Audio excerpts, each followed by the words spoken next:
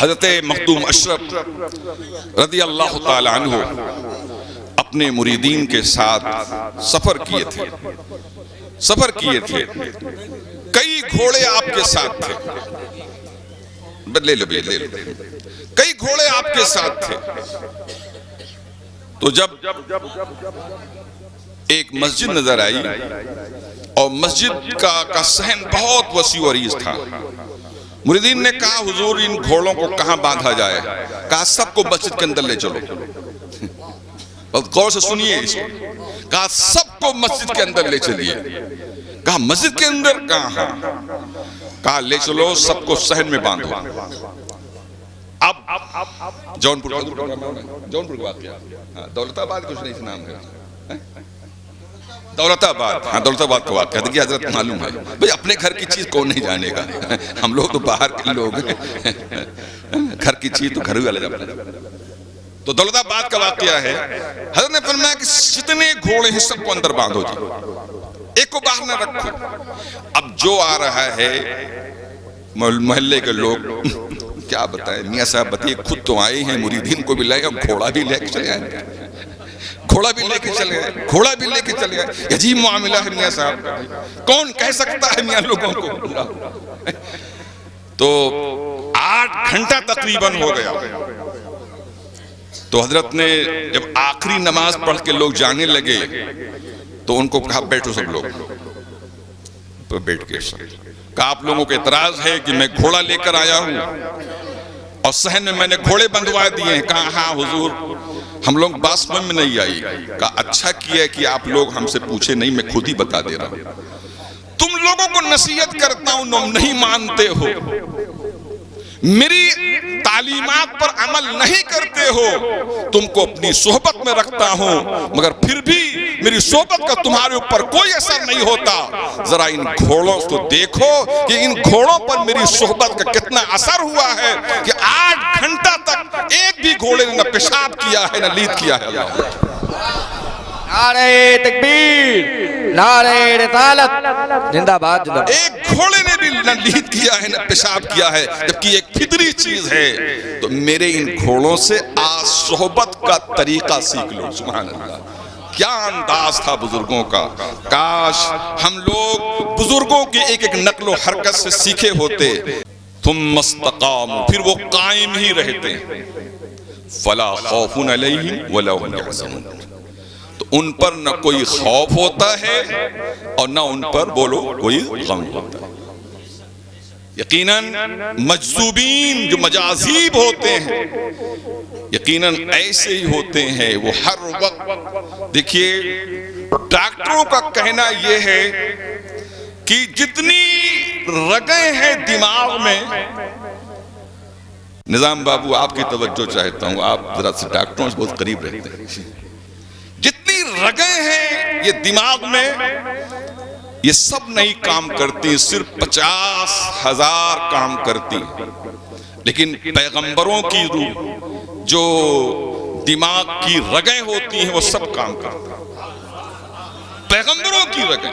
اور پھر پیغمبر سے جتنا جس کو قربت ہوتی ہے اتنے ہی اس کے دماغ کی رگیں کام کرتی ہیں۔ اللہ، اب آپ بتائیے جلال اشرف ایسے نہ گھر بنائے، نہ شادی کیا، نہ بچے ہیں، اللہ اکبر، تو پوری رگیں جتنی ہیں وہ سب بولو ربوبیت پروردگار کے لیے اور مصطفیٰ کی محبت کے لیے، اللہ اکبر۔ تو اب ان سے بڑا کون ہوگا؟ فلا خوف علیہم ولا هم يحزنون، اللہ، ان سے بڑا کون ہوگا؟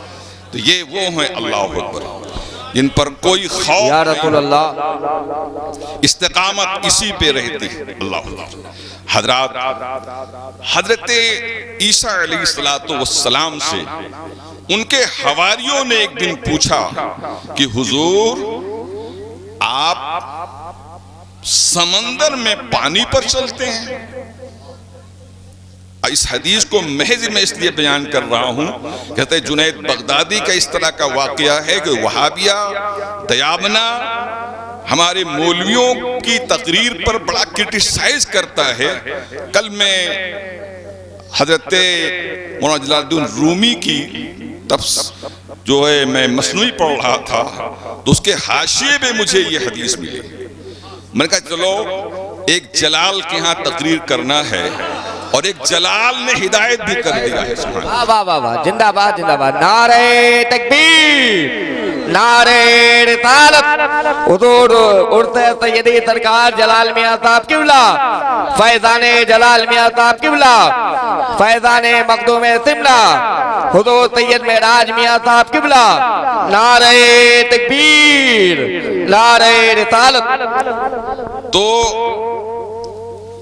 مثنوی میں مولانا جلال الدین رومی کی مثنوی پہ حاشیے پہ یہ حدیث موجود ہے.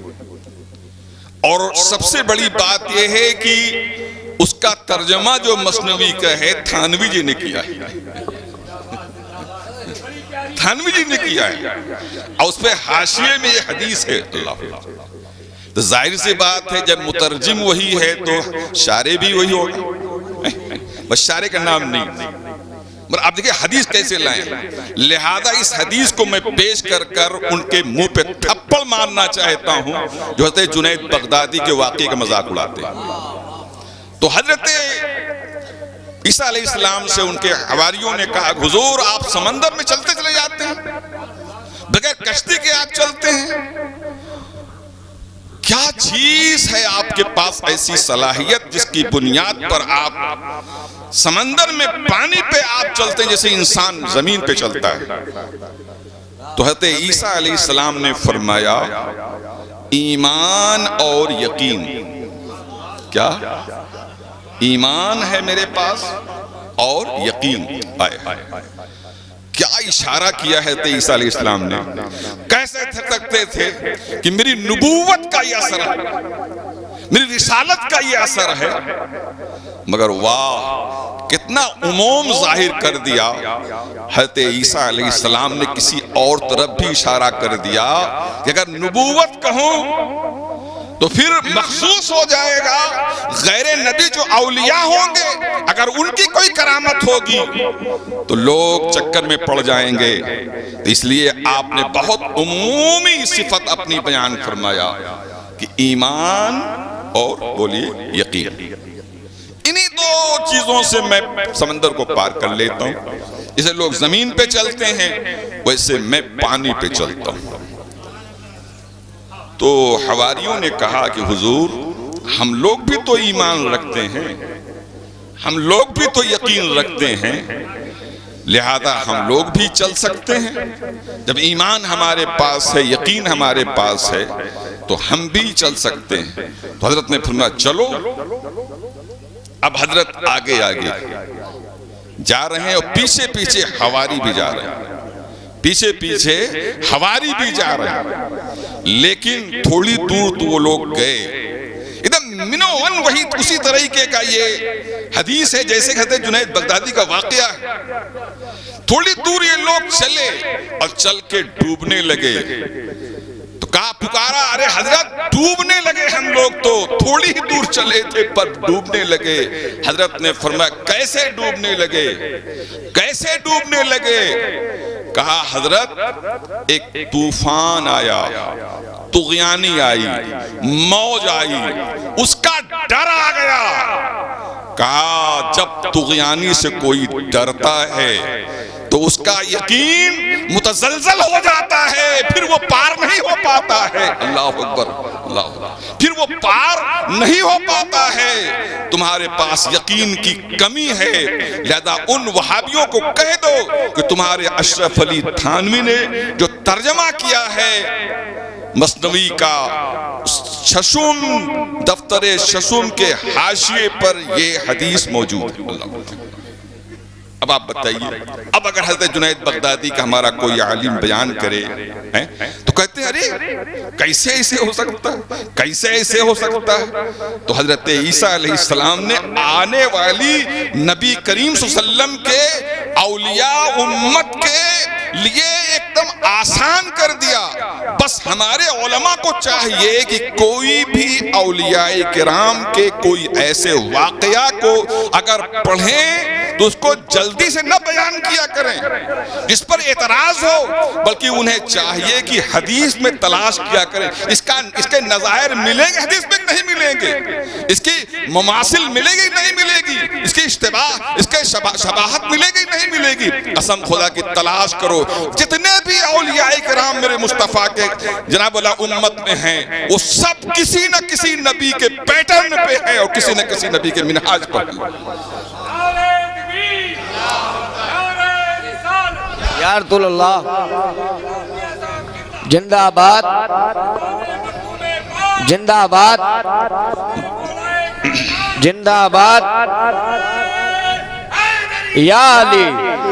بس یہ کہ ہمیں تلاش کرنا چاہیے، اور آپ ڈائریکٹ جب بیان کر دیں گے تو ظاہر سی بات ہے کہ ان کا مبلغ علم اگر ہے بھی تب بھی وہ اعتراض کریں گے، اس لیے ان کی فطرت میں داخل ہے۔ لہذا یہ واقعہ حضرت جنید بغدادی کا جو بھی واقعہ بیان کرے تو اس واقعے کو ضرور نقل کر کے جناب والا اس کو بیان کرے پہلے، پھر اس کے بعد اس کو دیکھیں۔ جو سرکار نے فرمایا ہے کہ میری امت کے اولیاء جو ہوں گے انبیاء علیہ السلام کے نقش قدم پر ہوں گے، سبحان اللہ۔ تو حضرت جنید بغدادی نے بھی دکھلا دیا اس چیز کو جو حضرت عیسیٰ نے معجزے سے دکھلایا، وہ میرے نبی کے امتی ولی نے کرامت سے دکھلا دیا اللہ۔ کیوں؟ اس لیے کہ سرکار نے فرمایا علماء امتی کا انبیاء بنی اسرائیل، میری امت کے علماء جو ہے بنی اسرائیل کے نبیوں کی طرح سے۔